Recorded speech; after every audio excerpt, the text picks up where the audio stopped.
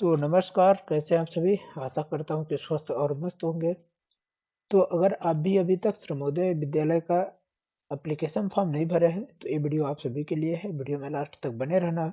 इसमें आपको बताया जाएगा कि आप कैसे श्रमोदय विद्यालय का एप्लीकेशन फॉर्म भर सकते हैं। इससे पहले हमने श्रमोदय विद्यालय के बारे में जो भी डिटेल संपूर्ण है, उसका वीडियो पिछले बार बनाया गया था। तो जाकर के जो न देखे हो, जाकर के आप लोग देख लीजिएगा। तो चलिए देखते हैं। ये देखो mpsos.mp online.gov.in की ऑफिशियल वेबसाइट है। इसका लिंक मैं डिस्क्रिप्शन बॉक्स में दे दूंगा। वहां से जा करके आप डायरेक्ट इस लिंक तक जा सकते हैं। यहाँ पर आप देखेंगे ऊपर से तीसरे नंबर पर श्रमोदय एग्जामिनेशन 2026-27 का डिटेल दिया गया है।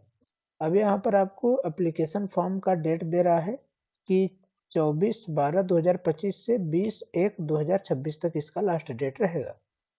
डेट आगे बढ़ सकता है कि नहीं, ये बात हम बाद में करेंगे, ठीक है। तो चलिए अब एप्लीकेशन का जो फॉर्म है, तो इसको भरने के लिए आप एप्लीकेशन फॉर्म पर ऐसे क्लिक करेंगे। क्लिक करते ही यहाँ पर आपको बताया जा रहा है कि श्रमोदय विद्यालय में आवेदन करते समय श्रमिक कार्ड होल्डर की समग्र मेंबर आईडी तथा श्रमिक कार्ड में दर्ज आवेदक बच्चे की समग्र मेंबर आईडी दर्ज करके फॉर्म को भरा जा सकता है, ठीक है। अब इसके बाद और कुछ जानकारी सेकंड नंबर में मिलता है कि यदि फॉर्म भरते समय आपका डाटा प्रदर्शित न हो रहा हो या रिकॉर्ड नॉट फाउंड आ रहा हो, और यदि आपका श्रमिक कार्ड बना हुआ है, तो कृपया इसकी जांच कर लें कि श्रमिक कार्ड में जो जानकारी है वो सही दर्ज है या फिर नहीं। इसके बाद आते हैं श्रमिक कार्ड में दर्ज जानकारी। एक सेकंड। श्रमिक कार्ड में दर्ज जानकारी सही न होने पर सर्वप्रथम निकाय स्तर पर जहां से श्रमिक कार्ड बनवाया गया है उसमें संशोधन किया जाना अनिवार्य होगा। इसके बाद है चौथा नंबर, श्रमोदय विद्यालय में आवेदन करने के लिए केवल वही व्यक्ति पात्र होंगे जिनका वर्तमान दिनांक तक श्रमिक पंजीयन कार्ड वैध होगा तथा उक्त कार्ड में आवेदक बच्चे का नाम सम्मिलित हो। यानी कहने का पूरा मतलब कि आपका श्रमिक कार्ड होना चाहिए आपके पापा का। यानी जिस बच्चे का एप्लीकेशन फॉर्म भरा जाना है, उसके पापा के नाम से श्रमिक कार्ड होना चाहिए। और उसमें पापा का तो नाम रहेगा ही, साथ में जिस बच्चे के लिए एप्लीकेशन फॉर्म भरा जा रहा है उसका भी नाम उस कार्ड में मेंशन होना चाहिए, ठीक है, श्रमिक कार्ड में। अब यहाँ पर कक्षा के लिए बोल रहा है कि आप किस कक्षा में एडमिशन लेना चाहते हैं। पहले आएगा 6वीं, फिर 7वीं, फिर 8वीं, फिर 9वीं क्लास के लिए। तो आप जिस क्लास में प्रेजेंट में हो, यानी अभी जिसका पेपर देने वाले हैं उसके अगली क्लास में, क्योंकि आप पेपर देकर अगली क्लास में जाएंगे। तो जैसे जो 5वीं वाले बच्चे हैं तो 6वीं के लिए सेलेक्ट करेंगे, जो 6वीं वाले हो 7वीं के लिए, जो 7वीं में है 8वीं के लिए, और जो 9वीं में है जो 8वीं वाले हैं वो 9वीं के लिए सेलेक्ट करेंगे, ठीक है। तो मान लीजिए अभी मैं 6वीं, अगर 5वीं में पढ़ रहा हूँ तो मैं 6वीं क्लास के लिए सेलेक्ट करूंगा। इसके बाद लिंग के लिए आता है, तो यहाँ पर 2 ऑप्शन आएगा, मेल और फीमेल। तो आप लोग अपने हिसाब से इसको भर लीजिए, चाहे मेल या फीमेल। फिर श्रमिक कार्डधारी की समग्र आईडी 9 अंक का। यहाँ ध्यान रखें कि जो बच्चा है जिसके नाम से आवेदन किया जाना है उसके पापा का यहाँ पर श्रमिक का कार्ड का रहेगा, मतलब श्रमिक कार्डधारी, या मम्मी का है तो मम्मी के नाम से यहाँ पर रहेगा। इसके बाद आवेदक की समग्र आईडी संख्या, मतलब यहाँ पर बच्चे का रहेगा, यहाँ पर उसके पेरेंट्स का। इसके बाद आप कैप्चा कोड डाल करके यहाँ पर बगल में सबमिट का ऑप्शन है, सबमिट आप कर देंगे। अब सबमिट पर जैसे ही आप क्लिक करते हैं तो यहाँ पर खुल करके ये वाला पेज आ जाएगा, और इस पेज में जो जो जानकारी दिया गया है आपको सब कुछ भरना है। जैसे यहाँ पर देखिए हमने कक्षा 6वीं सेलेक्ट कर लिया, लिंग मेल सेलेक्ट कर लिया, यहाँ पर श्रमिक कार्डधारी की समग्र आईडी आ गया, यहाँ आवेदक की समग्र आईडी प्रस्तुत रहेगा, कैप्चा कोड है। यहाँ पर आवेदक का नाम जो आपकी समग्र आईडी में रहेगा वही नाम यहाँ पर स्टूडेंट का दिखाएगा। और यहाँ कार्यकर्ता का पंजीकरण संख्या, यानी जो आपका मेन जो समग्र आईडी होता है वो रहेगा यहाँ पर। फिर आवेदक की समग्र सदस्य आईडी रहेगी यहाँ पर, और कार्ड धारक का नाम, जिसके नाम से कार्ड बना हुआ है उसका नाम यहाँ पर रहेगा। और परीक्षा हेतु जिला, किस जिला में परीक्षा होगा, आपका जो मूल जिला है उसका नाम यहाँ पर सबसे लास्ट में रहेगा। इसके बाद अब आ जाते हैं, यहाँ पर आपको अपने माता का नाम डालना है, यहाँ पर अपने पिता का नाम डालना है। यहाँ पर आएंगे आप तो अपनी जन्म तिथि डाल देनी है। और इसके बाद देखेंगे तो क्या आप मध्य प्रदेश के मूल निवासी हैं या नहीं, इसको आपको यस या नो करना है। तो मतलब यहाँ पर हाँ ही करेंगे तभी आप भर ही सकते हैं। इसके बाद आ जाते हैं आवेदक की श्रेणी। अब आवेदक की श्रेणी यहाँ पर पूछा जा रहा है, अब किस श्रेणी से है, अनारक्षित, अन्य पिछड़ा, अनुसूचित जाति या अनुसूचित जनजाति। तो जो भी आप श्रेणी से आते हो उसको आप टिक करेंगे। फिर आ जाते हैं अगले बार, पत्र व्यवहार का पूर्ण पता। आपको यहाँ पर पूरा डिटेल डालना है, विलेज, पोस्ट, तहसील, जिला, सब कुछ एक लाइन से आपको डाल देना है। फिर यहाँ पर आपको पिन कोड डाल करके यहाँ पर क्या आप दिव्यांग हैं या नहीं, यस या नो कर लेना है। अगर दिव्यांग है तो यस करिए, नहीं तो नो करिए। यदि दिव्यांग है तो किस प्रकार की, अगर नो करेंगे तो ये सब डिटेल हट जाएगा। अगर हाँ करते हैं तो इसमें ऑप्शन खुलेगा तो आपको उसको डालना है। और यदि आप दिव्यांग है तो प्रमाण पत्र क्रमांक भी आपको लगाना पड़ेगा। आप दिव्यांग तभी माने जाएंगे जब आपके पास दिव्यांगता का प्रमाण पत्र हो। और इसके बाद आवेदक की फोटो होना चाहिए हस्ताक्षर सहित, ठीक है, यानी आपका फोटो हो और हस्ताक्षर वहीं नीचे होना चाहिए। और जेपीजी फाइल या अधिकतम 200 केबी के न्यूनतम 20 केबी का होना चाहिए और उसको यहाँ पर अपलोड कर देना है। क्या आप परीक्षा परिणाम प्रतीक्षा में हैं? यदि प्रतीक्षा में मार्कशीट अटैच नहीं की आवश्यकता नहीं है, मतलब यदि परीक्षा परिणाम में है, प्रतीक्षा में है, तो मार्कशीट अटैच करने की आवश्यकता नहीं है।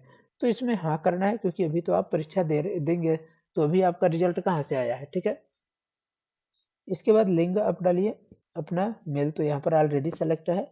इसके बाद क्या आप थर्ड जेंडर के अभ्यर्थी है, तो हाँ या नहीं आएगा, हाँ करिए या फिर नहीं करिए। यहाँ पर दो ऑप्शन आप आता है कि आप थर्ड जेंडर के हैं या नहीं, ठीक है। और अगर आप बोलते हैं तो भाई फिर आपको जन्म प्रमाण पत्र में ये भी आपको प्रस्तुत करना पड़ेगा, ठीक है। अब इसके बाद आ जाते हैं, यहाँ पर देखिए बोला हुआ है कि लिंग प्रमाण पत्र प्रस्तुत करना है अगर आप हैं तो।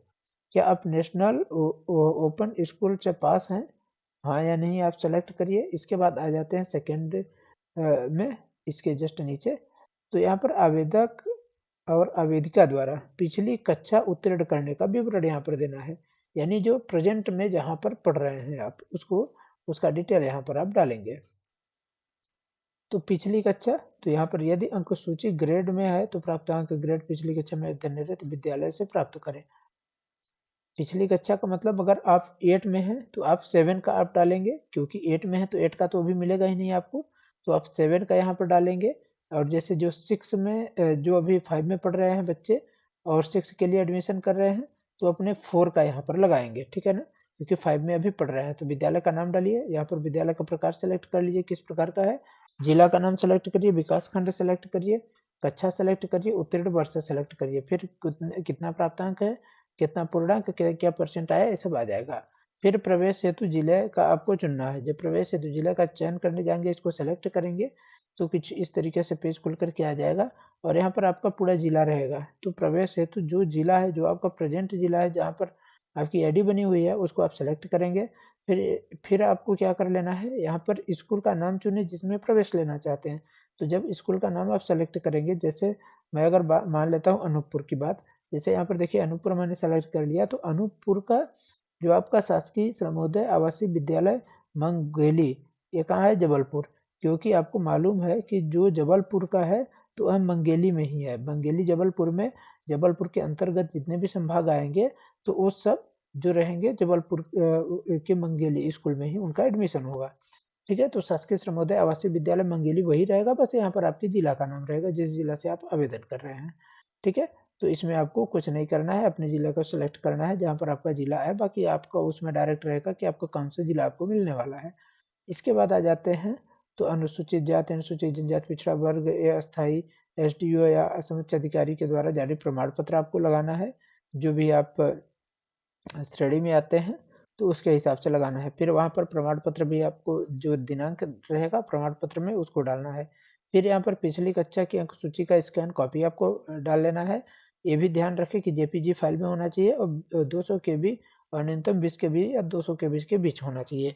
विकलांगता, अगर विकलांग है तो विकलांगता प्रमाण पत्र लगाइए, नहीं तो आएगा ही नहीं। फिर नेशनल ओपन स्कूल के अगर आप जो प्रमाण पत्र बी की स्कैन फोटो आपको लगाना है। फिर जाति प्रमाण पत्र की स्कैन कॉपी संलग्न करना है। ध्यान रखें ये सब उन्हीं के लिए है जो जिसके जिसके लिए एलिजिबल हो, यानी जिनके में ये डॉक्यूमेंट मांगा जाएगा वही लगाएंगे, सबके लिए नहीं है। जैसे सबके लिए कॉमन क्या रहने वाला है, पिछली कक्षा की अंक सूची जो कि सब में लगेगा, और यहाँ पर कह सकते हैं मध्य प्रदेश का मूल निवास, और जाति प्रमाण पत्र की आवश्यकता सामान्य को छोड़कर बाकी के लिए लगेगा। ये भी जो नेशनल ओपन के हैं उनको लगेगा, और ये विकलांगता प्रमाण पत्र जो दिव्यांगजन हैं उनके लिए लगेगा। इसके बाद आते हैं तो यहाँ पर पालक या अभिभावक का यहाँ पर मोबाइल नंबर रहेगा, और यहाँ पर इसको टिक करके घोषणा मेरे द्वारा करता हूँ कि जो इसको पढ़ लिया गया है, और अगर इसमें कुछ गड़बड़ी होती है तो निरस्त माना जाएगा। ध्यान रखिए कि जो आपका क्या बोलते हैं, ये जो एप्लीकेशन फॉर्म है, तो इसमें एडिट करने का ऑप्शन नहीं है। तो आप गलती बिल्कुल ना करें, क्योंकि श्रमोदय जो विद्यालय का जो एप्लीकेशन फॉर्म है, उसमें अगर आप एक बार गलत कर देंगे तो इसमें एडिट आप नहीं कर सकते। तो यहाँ पर आप सेव करने से पहले अच्छी तरीके से ज़रूर पढ़ लें हर चीज़, कि आप गलत तो नहीं डाल रहे हैं, क्योंकि इसमें सेव नहीं कर पाएँगे और एग्ज़ाम जैसे हैं तो उसमें आपका एडिट करने का ऑप्शन आता है, लेकिन इसमें इसके फॉर्म में आपको एडिट करने का कोई ऑप्शन नहीं है। तो ध्यान रखें, जो भी भरें तो अच्छी तरीके से भरें। ना समझ में आए तो आप लोग कमेंट करके ज़रूर बताइए, जहाँ आपका समस्या होगा या कोई दिक्कत होगा तो आपकी सहायता ज़रूर की जाएगी। चलिए धन्यवाद, आप लोग कमेंट करके ज़रूर बताइएगा कि क्या आप लोग अभी तक फॉर्म भर लिए या नहीं, और फॉर्म भरें तो आपको कोई प्रॉब्लम तो नहीं हुई। आप लोग कमेंट करके ज़रूर बताइए। धन्यवाद।